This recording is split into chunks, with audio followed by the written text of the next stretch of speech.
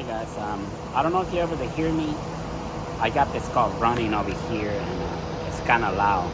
I'm working on this 2015 Chevrolet Suburban. It's the LT. It's got the 5.3 liter engine, and this car is having a problem. This car has been in two different shops already, and they cannot figure things out. The car runs fine. The alternator is charging like it's supposed to be, but once you get to a stoplight, and if you have the AC blowing, the front and the rear, the headlights are on. Once you get to the stop, the voltage will start dropping, and eventually the car will just die out. Let me show you. I don't know if you can hear me. It's been running for a little while. This is the 2015 Chevrolet Suburban. I have it running for a while. As you can see, I got the headlights on. My voltage is staying to 1440 right now.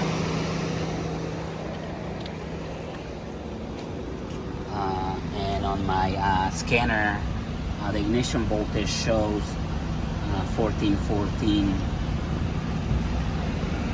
So the problem that I was having with this car, it was that right now the headlights are on. I got it on gear.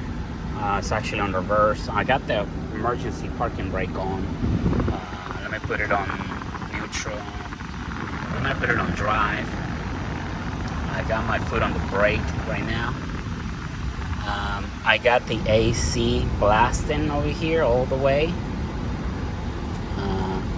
And I got the rear AC on as well, all the way. So I'm putting a load on this car right now. It's got a load, and my voltage is staying at 14. I already fixed the problem. I already fixed this problem, but the problem that we're having is that every time I was at the light, at the stoplight, the voltage right now is staying at 14. But with the other alternator, the voltage started dropping slowly, and it will go all the way down to 12 volts. And once you go lower than 12 volts, your car is gonna start acting up, and it eventually will just cut off. So this is the problem that the two previous shops were having. They just kept throwing alternators to it, and they couldn't even figure it out. They couldn't figure it out what was wrong with the car. So they just kept throwing alternators, and none of the alternators were working.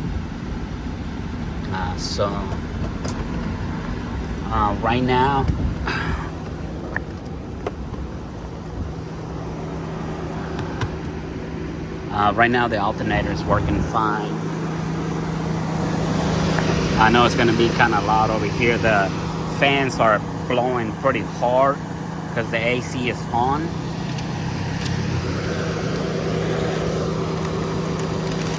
And I'm still at 14.12, and my this is wired to my alternator right now.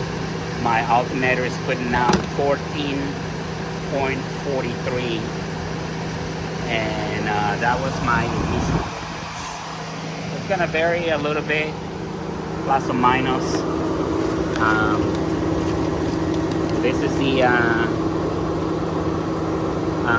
This is the part number for the alternator. It's kind of, hold on guys.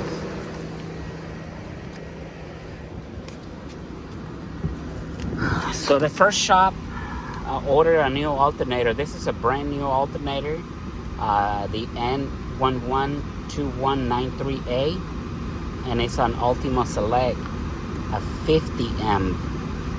So the first shop ordered the this alternator, and the car just kept dying on them. So they sent it to a different shop, and the other shop said, well, it's your alternator. And they sent the alternator back because it was brand new. It was brand new and it was under warranty. And they got the same alternator, the N121938, 150M. So I started digging through. This is a big body. This car has a lot of electronics. It's got the dual AC, automatic headlights. This car is pretty loaded. And cars that put up a load, they have to have a good alternator. So I figured it out. I went ahead and returned the 150M, and I got an AC Delco alternator. And that's the part number. I bought this from O'Reilly's. That's the part number for O'Reilly's parts. It's the AC Delco A4143540. But this time I got a 170M alternator. The parts department keeps telling me, hey, you just got a new alternator. Before I replace it with the AC Delco, they keep telling me, hey, you got a new alternator, so there's something wrong with your car. And the reason I knew that there was nothing wrong with this car or with the computer or the electrical system is because on my scanner, let me go inside because it's kind of loud out here. This is a bi-directional scanner, and I can pretty much do a lot of things with this scanner. I love this scanner. Let me see. I'm gonna go to functional test and output controls, and let me see.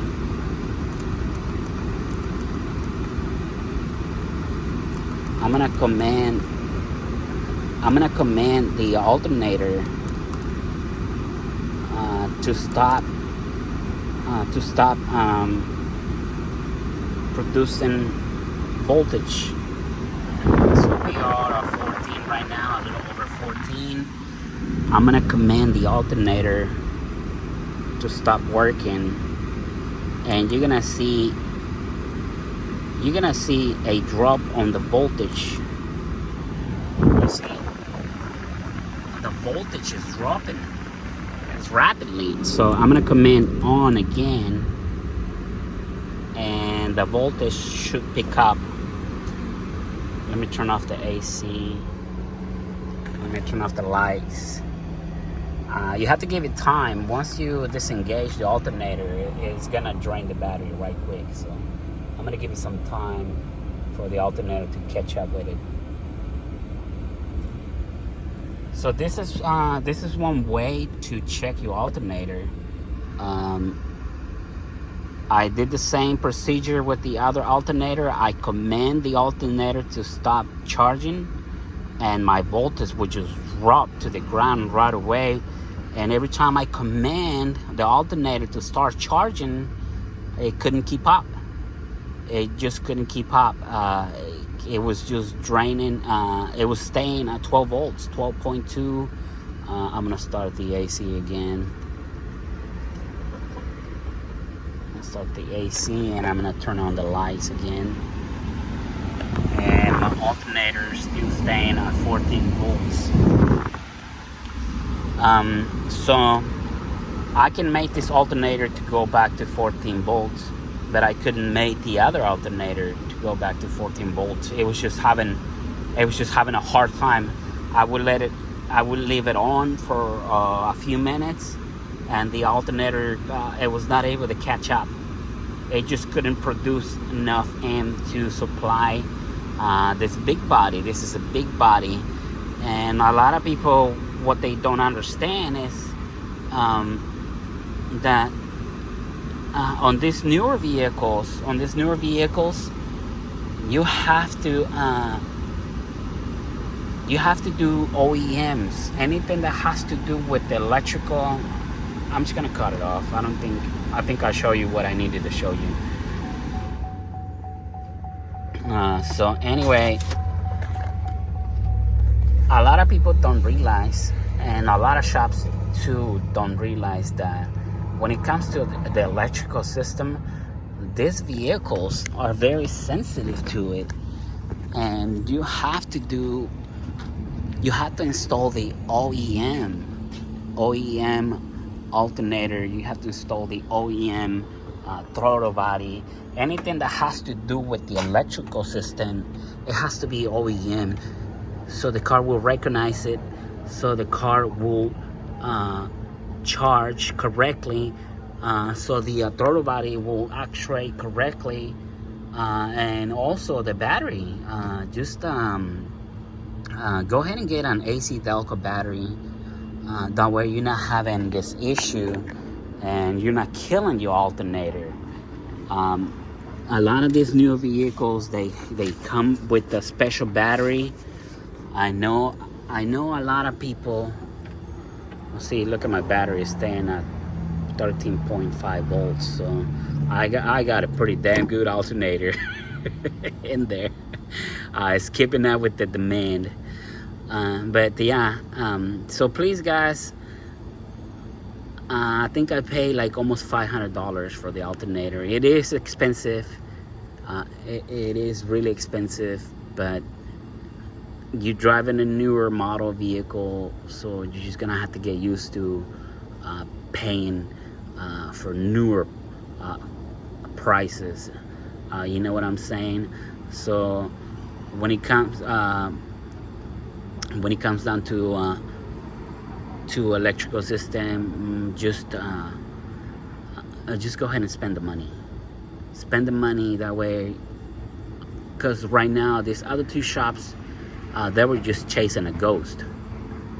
I think the owner bought the alternator, took it to the shop, brand new alternator out of the box. The shop installed a charger for the labor, and it didn't work. It worked at first, but then it just slowly started dying. Then they took it to another shop, and the other shop said, well, since you got warranty, we're just gonna put another alternator. And he started doing the same thing. So I know a lot of people trying to save money, but this is something that you don't want to cheap out. Just go OEM, and make sure you installing the proper parts.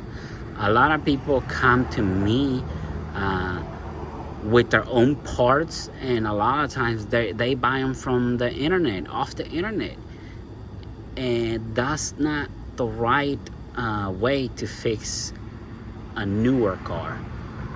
You can probably do that on the older models. You can probably put some Chinese, like cheap Chinese parts, and then it'll work. But I'm telling you right now, these newer models, you cannot just install anything. So just save yourself a headache, spend the extra money, do OEM, and you're gonna save yourself a lot of headaches, because like I say, this is the third shop right here. They couldn't figure it out. I finally got it down to what the car needed. Now it's running like it should, and this car is ready to go back. So that's the tip for the day, guys. Please, new cars, don't cheap out on the parts, especially on the electrical parts. Just install what the car needs, and you should be okay. That way you're not chasing a ghost. I hope this video is helpful for you guys, and I'm just giving you a little bit of